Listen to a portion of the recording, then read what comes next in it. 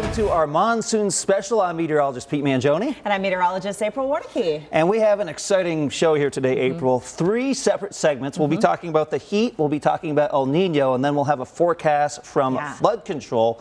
First, though, you're going to kind of give us a demonstration of an explainer for the monsoon. Kind of what is it, right? Yeah, you know, the monsoon can be kind of confusing. It's when everything kind of switches around here in terms of our weather pattern. Plus, we have so many people new to Arizona over the last couple of years, and maybe they're not familiar with this change in the weather pattern. So we're going to talk about the North American monsoon. Monsoon is literally means a season. It's a seasonal weather shift. And so what we have here is our usual weather pattern. We're getting dry air. Our westerlies bringing dry air into Arizona. You know the weather type, sunny, hot, pretty quiet around here most of the year. And then everything changes. Monsoon season arrives when this strong ridge of high pressure sets up. And when it gets in just the right position, usually it's kind of right there by the Four Corners region, it starts to draw in moisture from the south and southeast. And so what that does is it brings in moisture from the Gulf of California, from the Pacific, sometimes from the Atlantic. You get this humidity, and all of a sudden what happened to our hot and dry days, now it's hot and sticky, and then eventually we get some relief in the form of rain. It's pretty exciting. It's our busiest time of year around here, certainly in our weather department, when we talk about thunderstorms and, you know, just all sorts of weather activity across the state. Technically, April, it starts in June, right? But being here just a couple of years, it seems like it doesn't really get going usually until July. Yeah, and that's because it kind of takes its time with that heat setting up, that high pressure ridge setting up. And so you get this kind of burst of heat first, and then eventually you get the relief. But that's a good way to transition here to Chief Meteorologist Royal Norman here today to talk about heat. It's the least fun part of the monsoon, I will say, because we know that eventually we're going to get the relief, but the heat is pretty deadly in Arizona and across the country. Yeah, and the crazy thing is, in 2008, that was the first year the Weather Service started issuing heat warnings for Phoenix, and when that happened, there was a fair amount of pushback. But the reason is pretty clear. We have a great guest, but I want to show you a graphic that shows you the reason why heat deaths are such a bad thing around here in the summer. In a 10-year period, lightning resulted in 13 deaths in Arizona, flooding 35 deaths, and in that same time period, heat-related deaths over 3,000. So it is a problem. It's a problem that's not going to go away. We seem to be getting hotter and hotter. And Dave Hondula from the city of Phoenix. Dave, I know I like to call you the heat guru. I hope you don't mind if I continue to call you that. I've known you for some time now. Royal, good morning. Yeah, thanks for having me on, and for everything your team is doing to help raise awareness of this really important public health concern. As you indicated, heat's such a concern for all of our neighbors here in Phoenix area. Yeah, the interesting thing to me too is that there was pushback. Not only I think there was even pushback in the weather community, because the idea was, hey, it's always hot here in the summer. Hey, it's always going to be that way. It's the deserts. Well, number one, we're not the only place that gets heat warnings around the United States. They get heat warnings in a lot of different locations and for very, very good reasons. And number two, we do have a lot of people who are exposed to heat issues on an annual basis.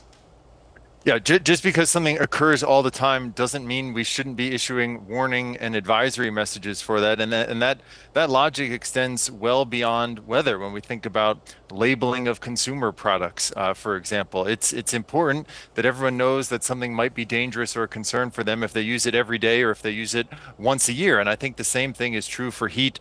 On the hottest days, we certainly do need to have the biggest megaphone, the most serious messaging. But as you know from looking at the data, our friends at the health department and others, heat is dangerous on so many days of the calendar year here. We need to be messaging more often than just the absolute hottest days in the middle of the summer. Yeah, that is the message that we need to get out there, because there doesn't have to be an excessive heat warning for there to be heat problems in Phoenix, Arizona, and in Maricopa County.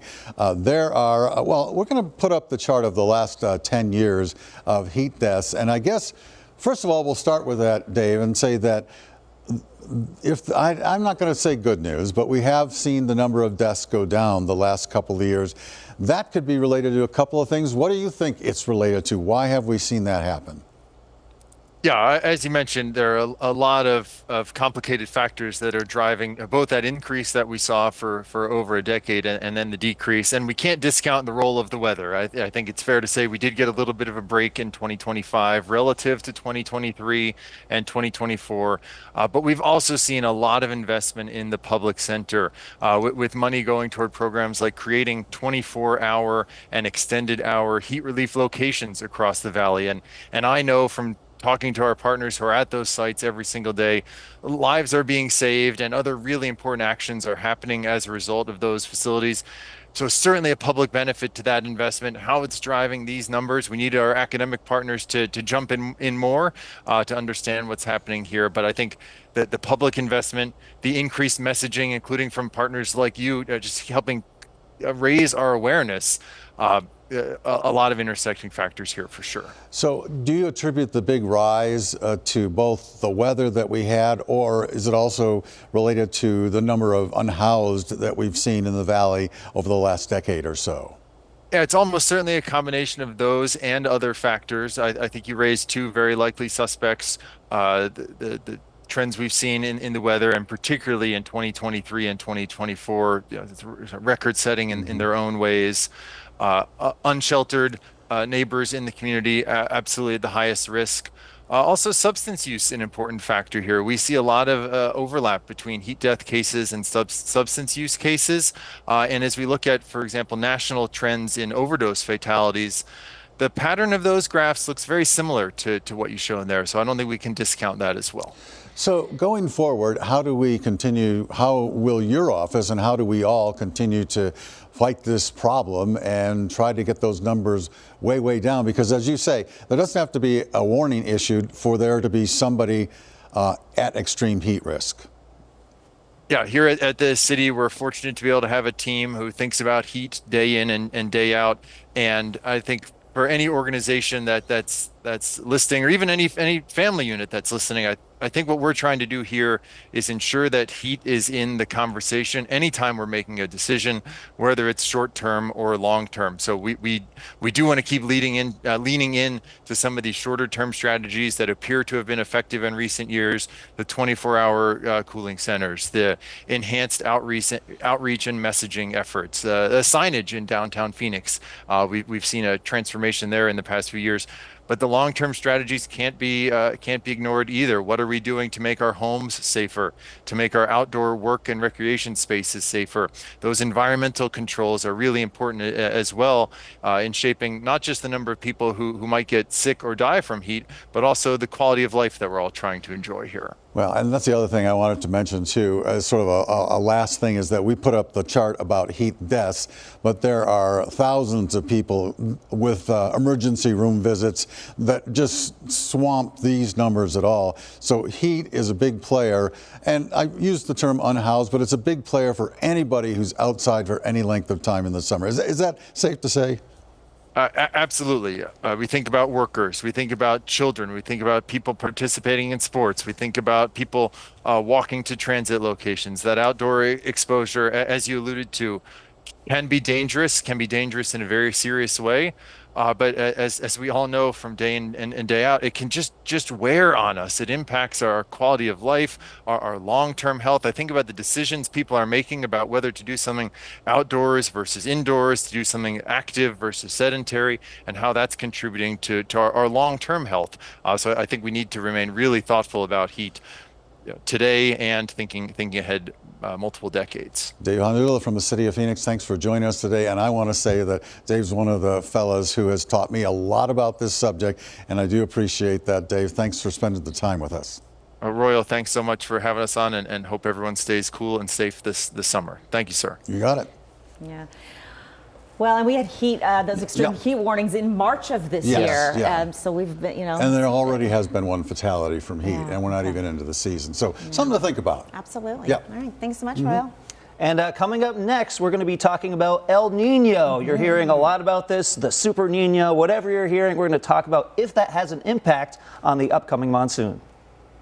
Storm Commander, one of the ways Arizona's family first alerts you to weather changes.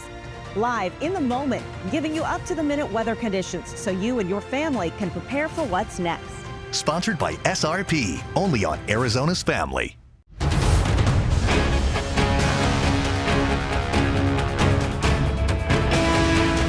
Welcome back to our monsoon special. I'm here with April, and we're here to discuss El Nino. El Nino. Super Nino. I mean, it's really a buzzword going around the internet right now. If you haven't heard about this in the last week or two, you must be living under a rock, because everybody is very excited about this. Or worried, I guess, depending on who you talk to. Yeah, and it's just so interesting how the word gets spread around the internet. And yes, it does have a big impact on global weather patterns, but we wanted to know, will it impact our monsoon? So I continually harass my friend from grad school, Nat Johnson. I do this because he is a NOAA GFDL meteorologist. He's one of the people that forecasts El Nino, La Nina across the globe. And so Nat Johnson, thanks again for joining us here on our monsoon special.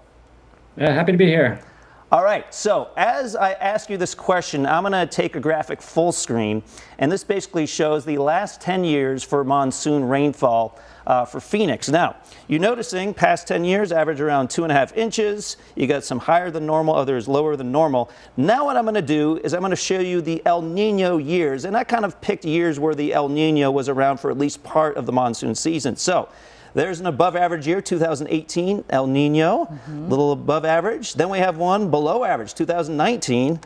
And then in 2023, another El Nino monsoon, also below average. So Nat, I guess I'm kind of trying to demonstrate, even though there is an El Nino coming, there's a lot of uncertainty when it comes to monsoon rainfall here in the Southwest, right? Yes, Pete, that's correct. There is not a very strong connection between El Nino and the North American monsoon. Typically in your part of the country, you'll see a stronger connection between El Nino and your precipitation in the cold season, so beyond the monsoon season. But you know, my colleague, Dr. Emily Becker, did an analysis a few years ago, and I noted that there is a slight tendency for reduced monsoon precipitation during El Nino. So that seems somewhat consistent with the graphic you just showed. But the relationship is quite weak. And in fact, if I recall from her analysis, if you looked at the biggest El Ninos, just about all the strongest El Ninos, you had slightly below average monsoon precipitation. So that doesn't mean that if we have a big El Nino, we couldn't have above average, because again, the connection isn't quite that strong. Yeah, it's complicated is what you're saying about that relationship. If it were to be a Facebook status, it's complicated. Okay, but we are seeing a lot of outlooks, including ours, that are calling for a more active monsoon season here in the desert Southwest. Is there a tie here with the idea that these El Nino years produce more active years in the Pacific with hurricanes? We often get that monsoon, that late monsoon boost from the hurricanes here in the desert Southwest. Yes, that's true. So that's typically during El Ninos, we have a suppression of the Atlantic hurricane season, but an enhancement of the eastern tropical Pacific. And so sometimes we get, you know, these eastern Pacific storms that track farther north, and that moisture can get entrained into the monsoon. So it's something definitely to keep an eye out for, if we get some of that tropical moisture streaming in, you can get some heavy monsoon rainfall from that. So that is one potential connection with El Nino. April, that's a great point. I mean, last year was kind of interesting in that we did have an above average monsoon, but then we had kind of a fall resurgence of moisture. We had a lot of storms post-monsoon, but they were close to the actual monsoon. It kind of seemed like they were all sort of like blended together. Yeah. For the people talking about Super Nino and the strong El Nino, I just wanted to show one thing. Now, this is not a research study because I only have 1 year, so this is not a good sample size. But we got to go back to your graphic here. That's right. So let's take this graphic full screen. I wanted to look at the last strong El Nino we had. You're killing all my hopes and dreams here, Pete. But, yes, I am. But as we've been discussing, the relationship here is just so uncertain. And as you mentioned, we could get a late monsoon or something going in the fall with those Pacific tropical systems.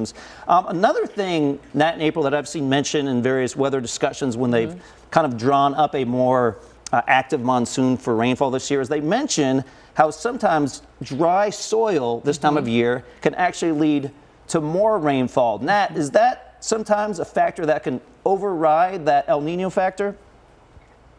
So I have heard some analysis that suggests what you just mentioned, and it's certainly a possibility. And the reason is the monsoon is driven by that uneven heating between the land and the ocean. And if you have a drier season, that may promote the heating in the summer, which helps to drive that monsoon circulation. So it is certainly possible that there's a relationship there. But again, there are other factors too as well that are at play. So I don't think there's any single factor that's going to drive a wet or dry monsoon, but a number of different factors coming together that will ultimately lead to what you wind up with this year. Yeah. Well, can we get a little more excited about wintertime precipitation with a stronger El Nino here in the desert Southwest? That typically leads to that. So let's talk a little bit about that. Pete's also made a graphic, our graphics guru, Pete. I love making graphics. I know you do, and we love that about you. So when we look at that, we could see, will you break it down here, Pete? Sure. So I looked at the past 4 El Ninos that occurred during the winter, and I drew a Flagstaff snowfall. This is the winter, December, January, February snowfall. And you could see 2 above average, 1 around average, and 1 below average. So this looks a little bit better. This kind of shows that there may be a little bit of a stronger signal in bringing above average snowfall to Arizona's mountains. Nat, what do you say about that? I think you're exactly right. So I think this, even though you're just looking at 4 winters, this I think is pretty representative of what you can expect. Is that El Nino would tilt the odds in favor of a snowier than average, mountains over the southern tier of the U.S., including Arizona. But it's, again, no guarantee like you saw in 2014, 2015. But on average, we definitely would see a snowier winter during El Nino.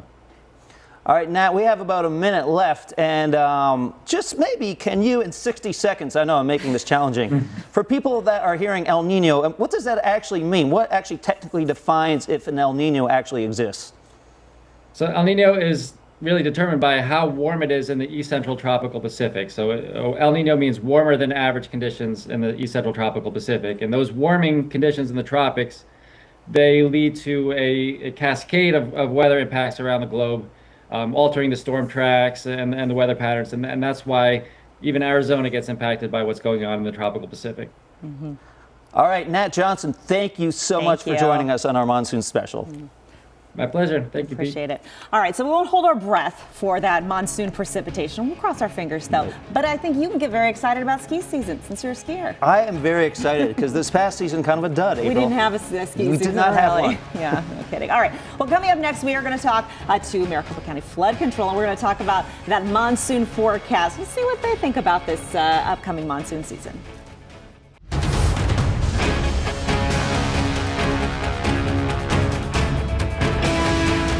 All right, welcome back. The time has come to talk about the 2026 monsoon forecast. We touched on it a little bit in that last interview when we talked about El Nino, but let's give our official forecast here. And I'm going to let you go first and talk about the heat. So, April, this probably comes as a huge shocker. It's going to be hot. The forecast does show leaning warmer than normal conditions, and it seems like this is kind of a common thing to see here around this time of year. Various reasons for that. Obviously, El Nino probably plays somewhat of a factor.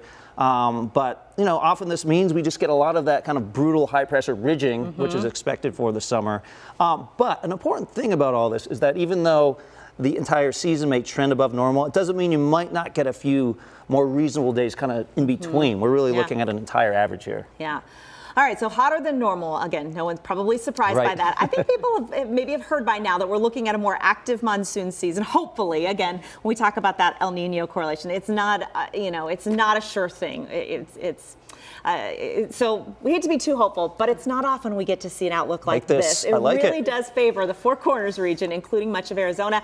You kind of go on the corner there. That's the rim. That's the Mogollon Rim. And if we get more storms across the state, in the high country, I think it's safe to assume we're going to get more here in the valley as well. So we're cautiously optimistic, I would say, for a wetter than average monsoon season. And I think we talked about, too, the fact that maybe we will end up getting that more active Pacific hurricane season that gives us a little late monsoon boost. So monsoon season is June 15th through September 30th. And some years, you know, it dries up well before September 30th, and some years it's pretty active going. then. So let's bring in now Johnny Malou, who's from Maricopa County Flood Control. And do you agree or disagree with this forecast? Right out of the gate, agreed. Okay. Yeah, agreed. And there's when it comes to the monsoon, there's a lot of moving parts. And when you look at the scale, it's local, it's regional, it's even global, as we've talked about with El Nino earlier. So when you look at what's happening now, one critical factor is if you look at the Rockies, there's no snowpack right now. So a snow drought has really been in effect this past winter. And so there's a lot of correlation between when you have not a lot of snowpack, not a lot of soil moisture, where you can have a rapid onset of the monsoon circulation, that high pressure that we need to drive the moisture. So that checks the box there. Okay. Right. Another thing is we're looking at sea surface temperatures. So if you do look at the East Pacific and you know, in the Caribbean, Gulf area, obviously these are running warmer. So what that means, more evaporation potential, right?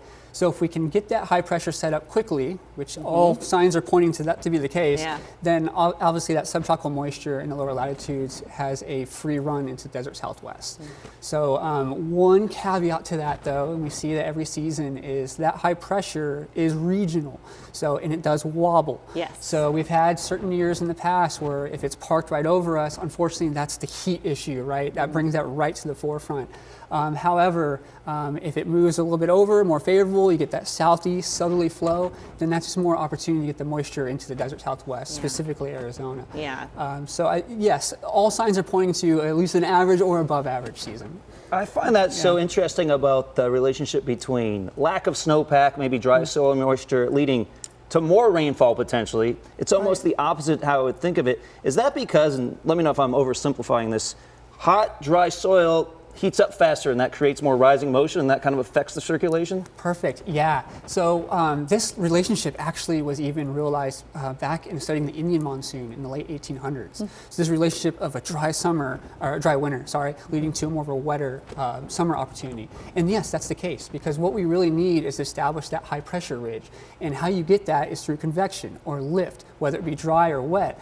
In the case of a dry convection, it's just the massive heating of the land. So the sun angles are rising, right? We know it's higher in the sky, we're getting more heat potential, and that energy that's heating the land now doesn't have to go to evaporating soil moisture, spring snowpack, it goes directly into sensible heat. So we get that rising motion. And when we get that rising motion in the mid-levels of the atmosphere, we create high pressure. Well, because it is big enough, you start getting the Coriolis effect. So you get that anticlonic spin. So we really want all that heating to start creating the high pressure ridge. All right.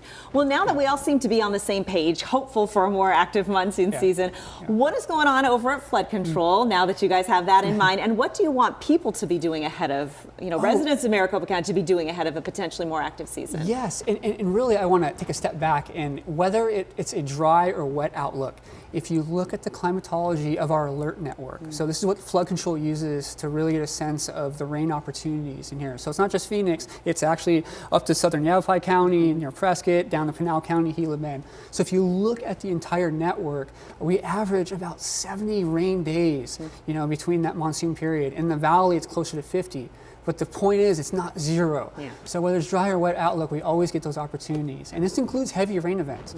So we might average around 20 heavy rain events. So this is the inch plus in the alert network, and maybe around 10 in the valley. But that still means that the flood threat is real. So that's why we operate 24/7, 365. So the important takeaway here is now that we might be moving towards even above normal monsoon, is just to really understand that the flooding threat is real in the valley. It's desert. I get that. The washes are run dry, but they can quickly turn wet. And we always say 6 inches can knock you off your feet. Just a foot can float a vehicle. It's just not worth going through that. And we see it every year. Well, and I mentioned this earlier, we have so many new people moving to Arizona who maybe are not familiar with this weather pattern or how quickly you can see that. How about a great resource for them? You have a new book out, Conversational Weather, the North American Monsoon. So want to talk about your book a little bit? Absolutely, yeah. So I released this last September, and really the idea is just get that education. There are so many questions, and that's how the book is based. It's common questions, kind of a short answer approach. It gives you an introduction on what are the hazards of the monsoon, what to look out for, why we have the monsoon, what can affect it, you know, like a wet winter, maybe a drier summer afterwards, all those kind of questions. And some questions you may not think to ask as well. So yes, education For sure. And I'm kind of old school. I love like holding a book like that. Hardcover and book flipping through pages. with a beautiful there's, cover. There's something like nostalgic about that. And actually, I think focuses my attention more on these important concepts. I love it, yeah. In the photography too, it's all Arizona, so you might see some familiar sights in Arizona, but the reality is, again, dry or wet outlook, we always have those thunderstorms blossom up on the horizon, and it's beautiful, it's dangerous, and we just gotta be aware of it. Well, I just happened to get your book, but I read the preface, and it was talking about, someone asked you if you could live anywhere, you know, with the best weather, and the most interesting weather, where would you pick? And you thought, it would be right here in Arizona. I actually went to a meteorology conference a couple of years ago where they took a poll of meteorologists, and the #1 answer was Denver, your hometown. All right, give it up for Denver. Let's go. Which again, because you've got all the tornadoes, you've got the snow, all of it. But you say Arizona, you got to love our weather the most. I do. It's the variety. It's for some place that's really considered arid. You know, swirl cactus is usually the first thing that comes to mind in a lot of people that are not from here. But man, we have mountains, we have alpine climates, we have haboobs, we have cold weather outbreaks, snowstorms. We really have it all, and it's a good reminder that weather can be so beautiful and variety, even in a local area.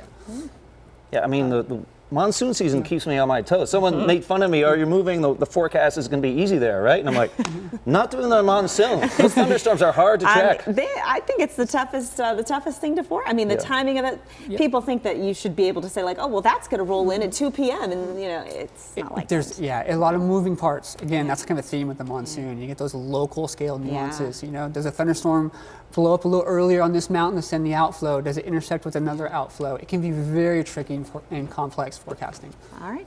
Johnny Miller, thanks so much for being here. And congrats on your new book. All right, I think that's it for our monsoons. That's it, Pete. That's all we got here. Here we go. All right, you can always find more information on azfamily.com. Don't forget to download our free First Alert AZ Family Weather app. It's got radar, it's got lightning detector, updated forecast, of course. Everything you need to know for Monsoon 2026.